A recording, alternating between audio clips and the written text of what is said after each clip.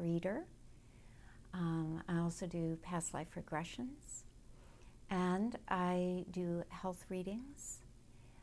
I also teach classes on a variety of topics, from meditation to dreams, personal development, and spiritual growth. So that's a short synopsis, really, of what I do.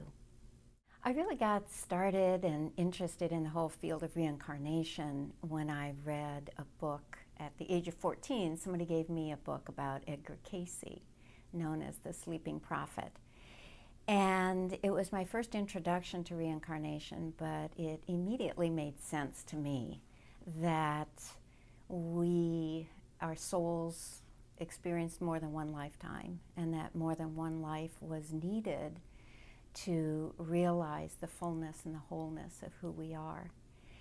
And so it wasn't only the reincarnation itself, but the whole philosophy behind it, that we are spiritual beings on this path and journeying through many lifetimes. So after I read the book, and I really didn't have anybody to talk to about it, but it made a deep impression on me. And by that time, Edgar Cayce had been off the planet for quite some time, so I didn't think there was anybody else doing that kind of work. And moved out to California, this is in the early 70s, and then through a series of dreams ended up moving to Columbia, Missouri. And it was there that I met an astrologer, and he emphasized my dreams. He said, "You've got to record your dreams." So of course I had just moved across the country based on my dreams, so that made a lot of sense to me. And I started taking some classes in dreams and other topics along those lines. Mind-body connection, past lives, and came across then someone who did my first past life reading. And it really did make an impression on me. And then I continued studying and began teaching shortly after. Really, I'd studied for a year or two and began then sharing information. And that was about a 6-year period of study, practice, meditation, concentration exercises, all of that sort of thing. And then I decided to undergo the kind of training of doing past life regression, which would lead to doing past life readings. And that was a fun experience. And I've been doing readings ever since then. That was 1979 when I started doing readings. There was a kind of adjustment period for me when I started doing the readings. What I had to adjust to was letting go of expectations that I had created. I realized, because I was having difficulty initially doing my own regression work, and what I realized finally was getting in my way was the fact that I'd already been studying for 5 years, meditating, doing all that sort of thing. So I presumed I should be able to do this. And so that was part of my difficulty. And the other difficulty I had was, the thing that got in my way, was feeling that I should see the whole life right before my eyes from beginning to end and then describe it. And that was completely wrong. I realized I had to just take the image that came to mind, describe that, and then the next picture, the next image would unfold, and the meaning behind it would unfold. And that for me was a major adjustment. But those little shifts in awareness made a big difference. And they also help me to this day when I'm working with clients to take them back to their own past lives, because I realize the kinds of things that can get in their way. So I'll try to talk to them in advance of doing a regression with them to say, here's what can happen, let go of expectation, let go of getting anything, really. And it is in the letting go that people find they can get more information, get it with ease, and get their conscious mind out of the way. So when I'm doing regressions with somebody, I also let them know that their conscious mind can go along for the ride. To me, it's not about negating the conscious mind in order to totally absorb 100% in the subconscious. And I don't know what the percentage is. If like 10% of their conscious mind goes along for the ride, that's fine as long as it doesn't interfere. Because the conscious mind is the one that says, am I making this up? Did I just read that book, see that movie, come across something that that's influencing me?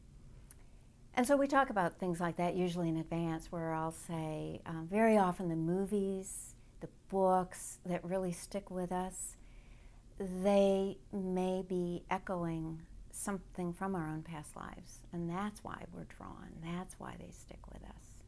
So, yeah. So in my own experience of doing readings, it was getting over those stumbling blocks on regression. So I mentioned doing regressions with people and what we go through.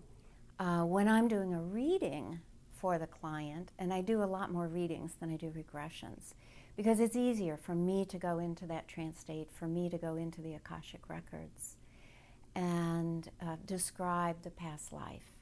When I'm doing that, I'm looking for the most significant past life. And by that, I kind of turn it over to higher mind.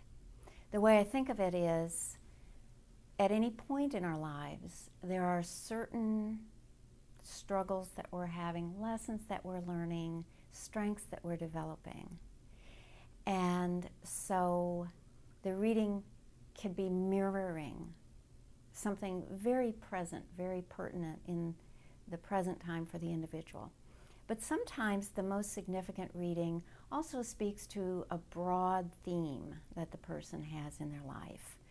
And again, it could be a challenge that they've been dealing with, a limiting belief, an emotional wound, which is sometimes referred to as a samskara. And additionally, their strengths. So there's a broad theme in terms of what is this soul coming to learn? What have they come to give to other people, to contribute, that sort of thing. So that's what I mean. That's my intention when I say I'm looking for the most significant past life. When I'm doing a reading, the past life information definitely has a visual component to it. But it's more like I'm seeing it from a distance, or something like a vignette, because it's not my life. I'm not in it. I'm not that close to it. And that's important. I have to maintain a certain distance from it. But it is very visual. And so very often it starts in the childhood years, and I get a sense of the environment, the place, the size of the family, the tone, the emotional tone of the family. Maybe education is important, or the person's inner resourcefulness. So the childhood images come kind of as an impression. Sometimes people have asked me if I really saw what the person looked like.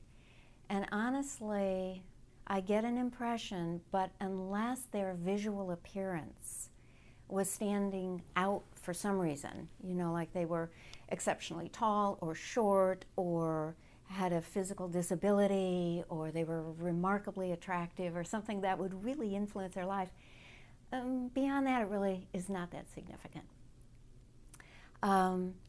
So the visual component is important, but I also get information at some capacity just as a knowing.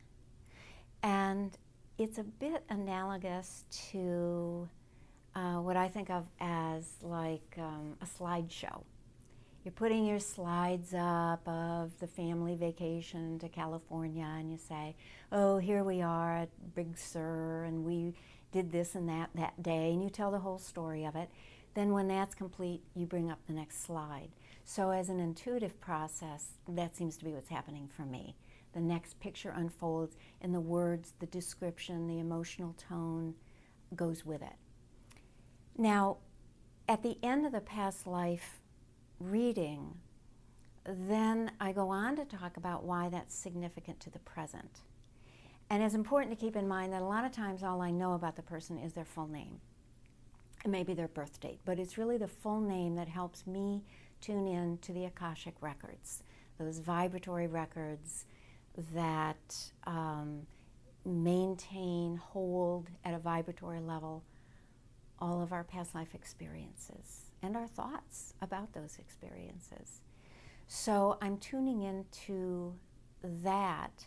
And then once I've described the past life, then I go on to talk about how is it relevant to the present life. Because without that, it's just a story. And to me, it's important that it has some obvious resonance to the person.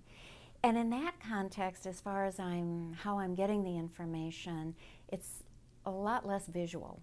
It's more just a sense of knowing.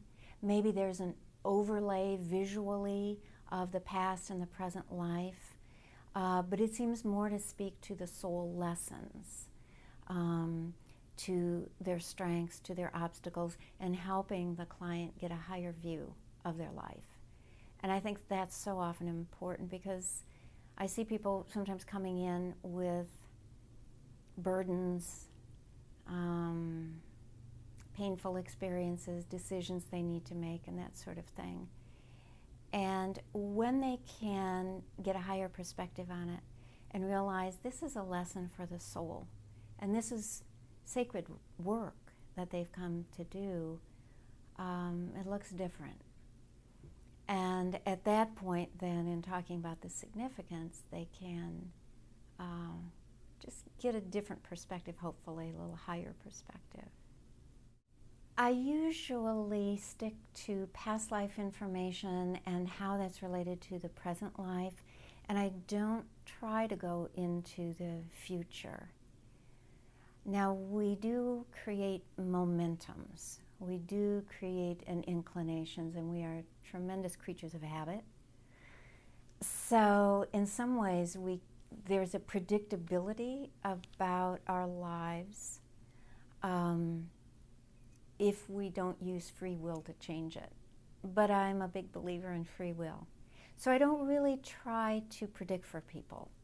I try to give them the information about the pattern that's there, the tendency, the direction, but by giving them suggestions on what they're learning and how to work with it, then I think they make their own choices. And I find that preferable, because I've talked to a lot of people who have had other readings where they've had some predictions, and sometimes those predictions haven't come true, or they don't know the timing, or the timing is off, and it can create a lot of stress, or a sense that they don't have control, that this and that is going to happen. So there's not very much in the way of prediction, and I usually try to let people know that up front, that if that's what they want, then this may not be, the place to be. There's not one particular reading that really stands out from what I've done. There are different themes that kind of stand out. Sometimes people have come in with relationship issues, and very often a reading can give them the clarity they need to make their own decision about a relationship. There was a couple who came in, and they'd just been dating for a few weeks, and they came in for what's called crossing of paths reading between the two of them to see their past life connection.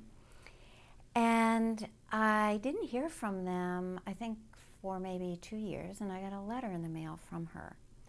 And she goes, I don't know if you remember us. We came in a couple years ago and had this crossing. And you told us about this miserable life that we had in Germany and all these various issues that we had. And she said, in fact, we went home and realized that those patterns were re-emerging in our relationship now. So she said, we basically ended the relationship as it was and decided to start over again.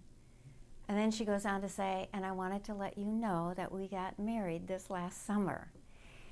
And so I wrote her back and I said, now how did you do that? You know, how was it that you were able to end those old patterns? I never heard back from her.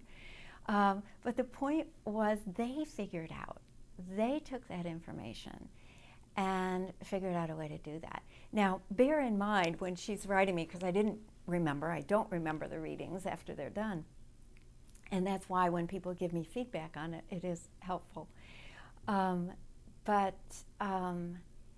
So I didn't remember it, and I'm reading those first lines about this, terrible life in Germany. And part of my task in doing the reading is to report it in the most objective way that I can. But obviously, some relationships are difficult, some people are difficult, and some bad things happen in past lives. So the purpose of the reading is to be able to help people see those things with honesty, but from a place of love, from a place of compassion for themselves. So that was very enjoyable, and I've had at least 2 other couples who have invited me to their weddings. As a result, they felt that the readings were helpful in their working through, and getting to a point of being ready to marry. So that's really nice. There have been other times where I remember there was a guy that had been working at maybe Boeing or someplace like that. Years later, I ran into his wife, and she said, you did this reading for my husband a few years ago, and he wasn't too happy at his job, and this particular past life indicated that he'd been a healer.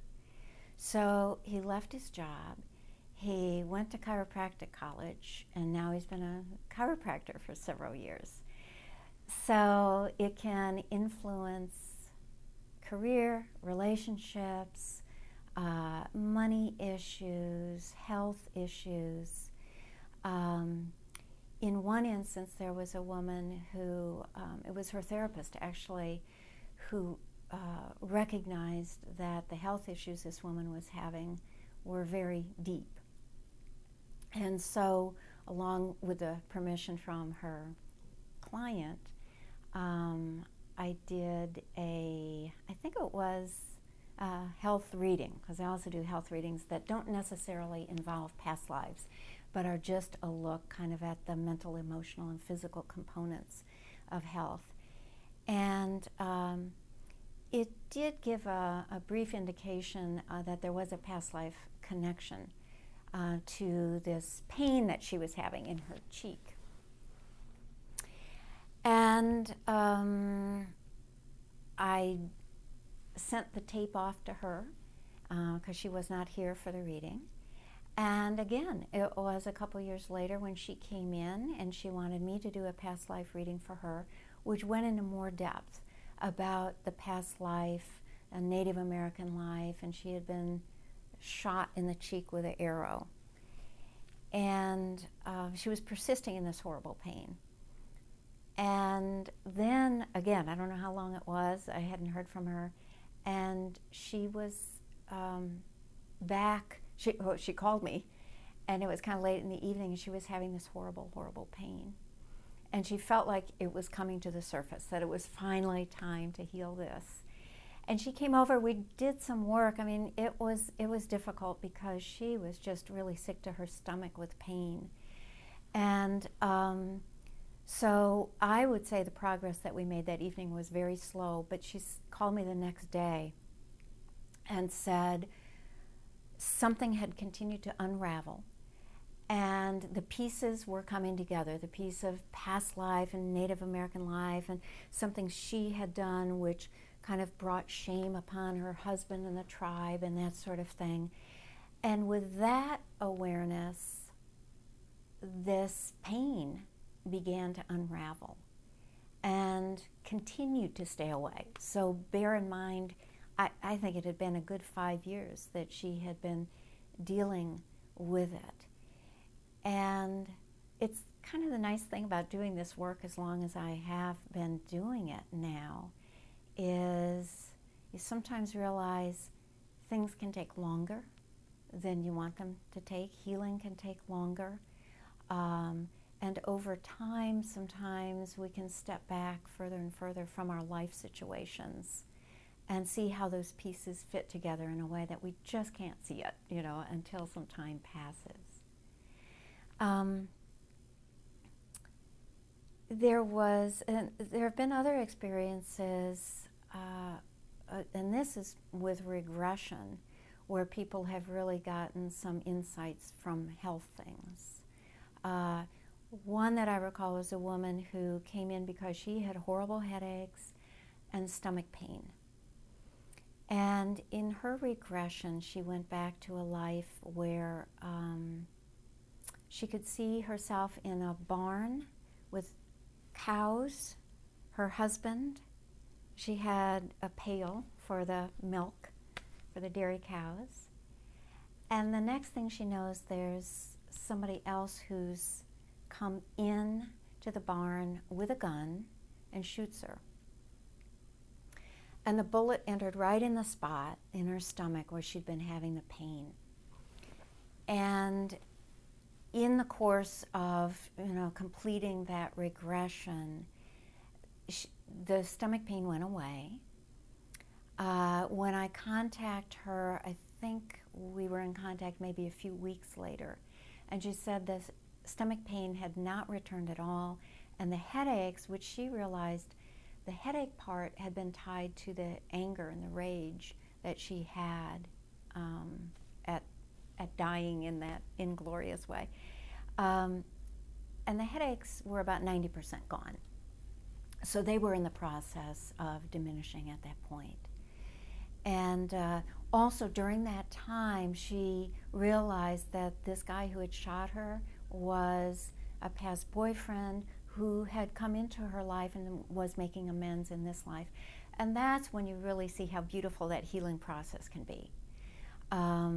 When people can arrive at a point of being able to make peace, and especially when both people can do it. I mean, sometimes it's up to that one individual to make peace and to realize the strength they've gained or the lessons they've learned or the compassion they've developed or whatever it is. But when both people can participate in it, that's really great. I really hope to be continuing doing this work as long as I can, because it is my purpose and my passion. I feel it's what I've come here to do, and I really enjoy it. It enriches my life so greatly to come into contact with people in this way, both with readings and regressions, but also the classes that I do are just wonderfully interactive. And when it comes to readings also, I've learned to pace myself, because I knew one of the things about Edgar Cayce was that he kind of exhausted himself doing readings, and he had a lot of people wanting readings from him. And so I don't advertise that much. I really rely on word of mouth a lot. And I've done readings for people in all 50 states and several foreign countries. And so with that kind of pacing, I hope I can continue to just do this work and hopefully continue to improve in whatever ways that might be.